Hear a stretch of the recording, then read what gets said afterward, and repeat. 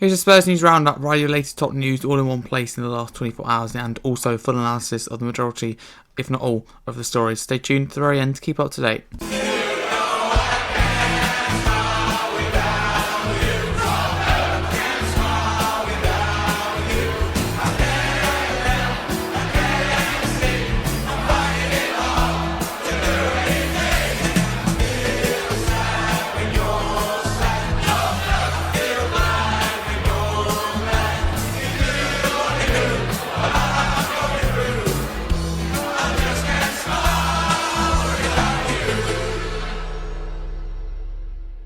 A reminder, if you're new to the channel, please do like and subscribe. Let's get straight into them with your Tottenham news in the last 24 hours. Firstly, Sky Sports report the Crystal Palace turned down bids worth up to £50 million for John-Philip Mateta from Champions League clubs earlier in the summer. There's also a late inquiry but no bid from Tottenham Hotspur before they signed Rando Kolo Muani on loan from Paris Saint-Germain on deadline day.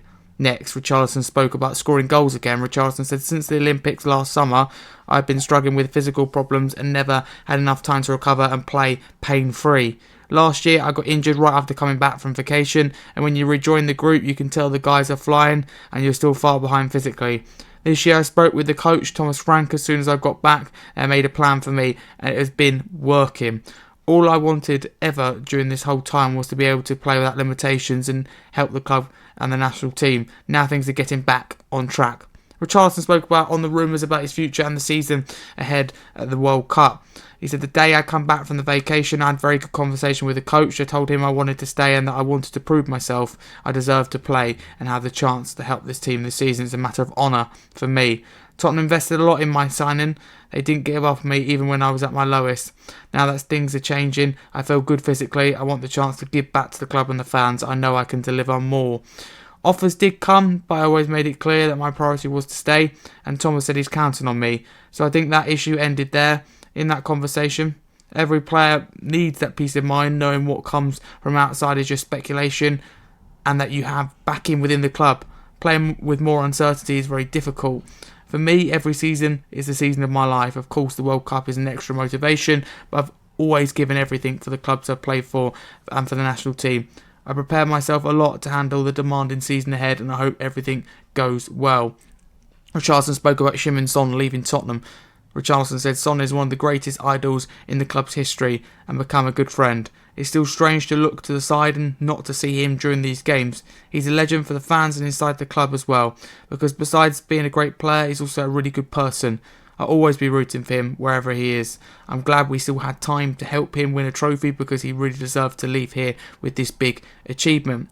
Richarlison spoke about winning the Europa League. Richarlison said, "Our last season wasn't good in the Premier League and in the Cups, but the Europa League will become our focus in the last few months. It's a very important achievement for me because I'm coming back from a very complicated period with injuries and uncertainties, but also for Tottenham. It had been many years without a title and we managed to give that gift to the fans." Richarlison spoke about the Super Cup final against PSG. Richarlison said, "We played against an excellent team against PSG. We deserved to win over 90 minutes, but that's football. They have a great team, one of the best in the world today, and they managed to equalise.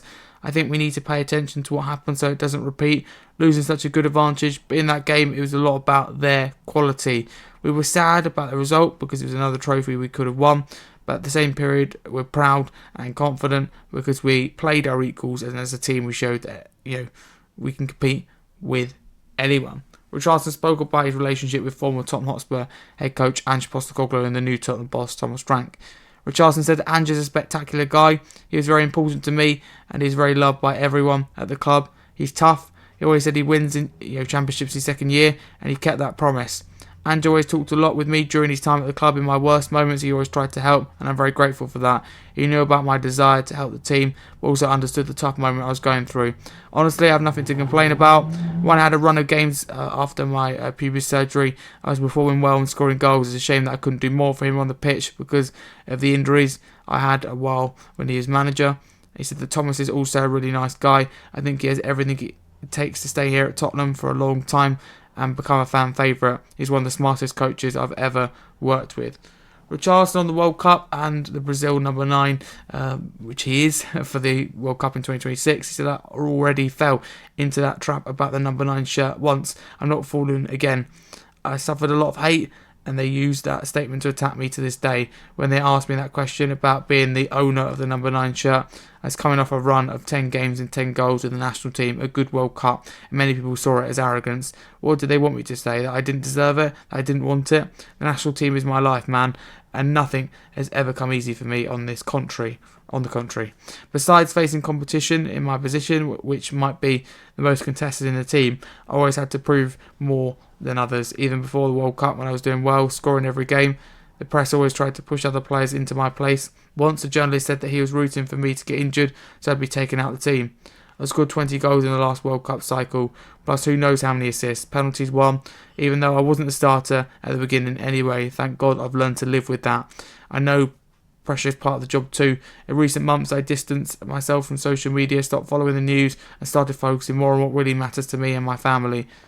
My son was also born in June, so today my concerns are different, and that's helped me a lot too. There we go.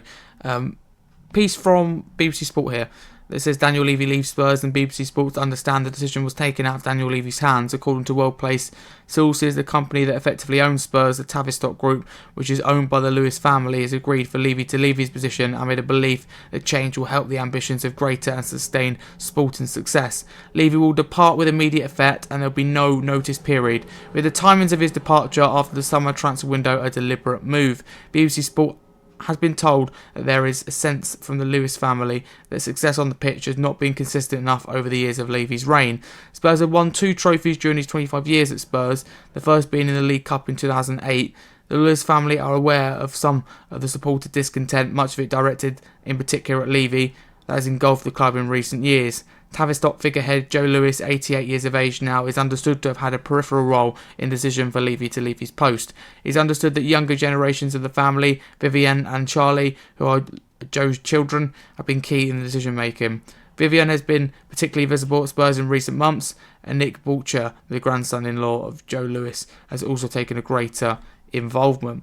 The Independent today said that sources say there was a group of Premier League clubs that just didn't want to deal with Daniel Levy on transfers anymore. They were fed up of the nature of exhausting negotiations with Spurs.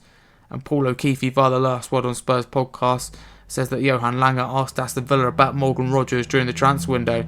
Langer was apparently told by Villa unequivocally no, and then he asked about the price and was told the offer must start with an 8. It must be 80 million or over. Those are your top headlines then in the last 24 hours. Not quite as much today as there was yesterday. But I'll start with a bit about Mateta. I mean, I think Mateta's a top striker, but £50 million. I think it would have been a brilliant number 9 to be Tottenham Hotspur. I'm happy we've got Moani, but I think Mateta would have been on the top of my list if I'm totally honest with you. But at the same time, we do have a little bit of depth when everyone is fit in terms of Solanke and Richarlison. I think they're better than the Spurs fans do think. A good interview with Richarlison. He comes out with lots of new quotes that we went through, and it must be difficult for him. It's someone that's been through a lot, and had some bad times. And I think he's going to have a really good season and really push on. The problem is with Richarlison, he's either really hot or really cold. There just doesn't seem to be an in between. That's my only fault of him. Morgan Rogers, I think, would be a fantastic signing, but I just again didn't see it happening at the time in the summer. I still don't see it happening. Now he's a very valuable player, and we've got the English tax on top, and the fact that Villa let Ramsey go, and we're looking for a 10 anyway. Very, very unlikely they would let Rodgers go. You never know. Now they've got more competition in that place, like Harvey Elliott. Whether Rodgers will want more football, we'll have to see. No surprise with the Independent report saying no one wanted to do business with Spurs and Levy, but I see it as a good thing. Maybe not that in particular, but the fact that Levy plays hardball is very difficult. I wouldn't want an owner or a chairman in particular, like Levy is. That's what he was, an executive chairman. I wouldn't want them to just roll over. I'd want them to play hardball. I think that was a benefit, and we'll lose it. People go, oh yeah, we'll lose. Levy's tough negotiating, that's good. No, I don't think generally it is a good thing. But that is the Tottenham headlines. Not too much to discuss. I give my thoughts there. Richarlison's interview, Rodgers, a little bit on Levy. So thank you very much. Get involved in the comments below with any headline you heard in today's Spurs News Roundup. Anything you want to discuss of my opinion. But thank you very much for watching. A massive common news Spurs. Reminder, like I said at the start, if you're new, please like and subscribe.